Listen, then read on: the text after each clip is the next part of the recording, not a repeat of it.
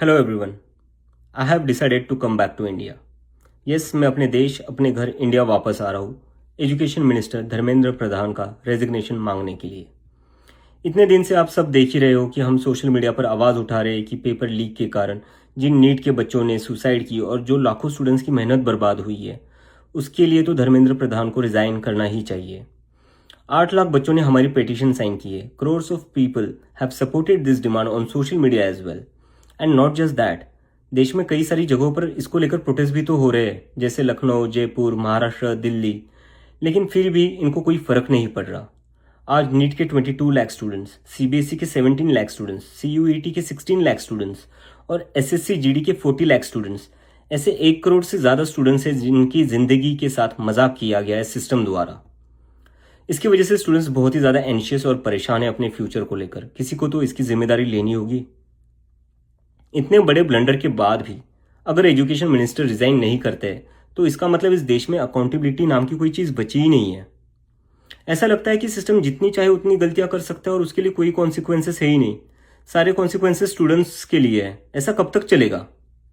इसलिए अब वक्त आ चुका है, हम सबको साथ आना होगा और भारत के संविधान के रास्ते पर चलते हुए पीसफुली अपनी आवाज़ उठाकर धर्मेंद्र प्रधान के रेजिग्नेशन की डिमांड करनी होगी। अगर हम सब साथ मिलकर आवाज़ उठाएंगे तो ज़रूर इनको हमारी बात माननी होगी। मैंने डिसाइड किया है, मैं 6 जून सैटरडे सुबह दिल्ली आऊँगा। आप सब मुझे एयरपोर्ट पर मिलिए।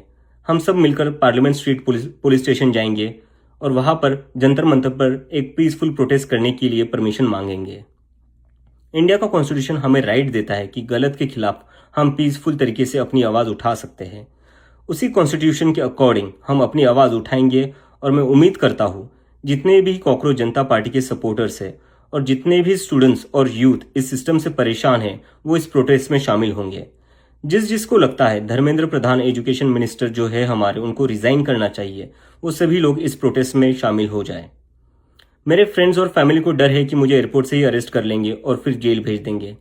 लेकिन मुझे अभी भी उम्मीद है कि आज भी हमारा देश एक डेमोक्रेसी है और हमें पीसफुली प्रोटेस्ट करने की परमिशन मिल जाएगी।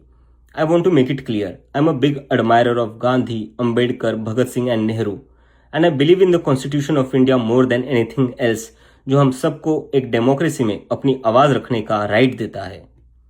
और रही बात जेल के डर की, हम कब तक डर कर जिएंगे यार? ये देश किसी एक पार्टी का थोड़ी ना है, ये देश तो हम सबका है।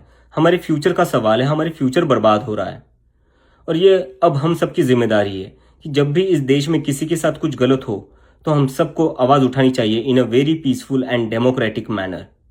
मैं चाहता तो यहाँ यूएसए में जॉब लेकर आराम से रह सकता था। मुझे पिछले कुछ दिनों में कई जॉब ऑफर्स भी आई है, but I am not gonna take it as I have decided to come back to India because I love my country and I really want to do something for my country.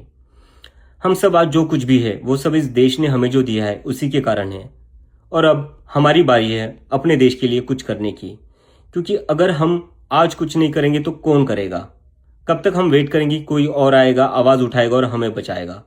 सो जितने भी peaceful और constitution को मानने वाले cockroaches है, let's all come together to save the future of millions of students. Thank you.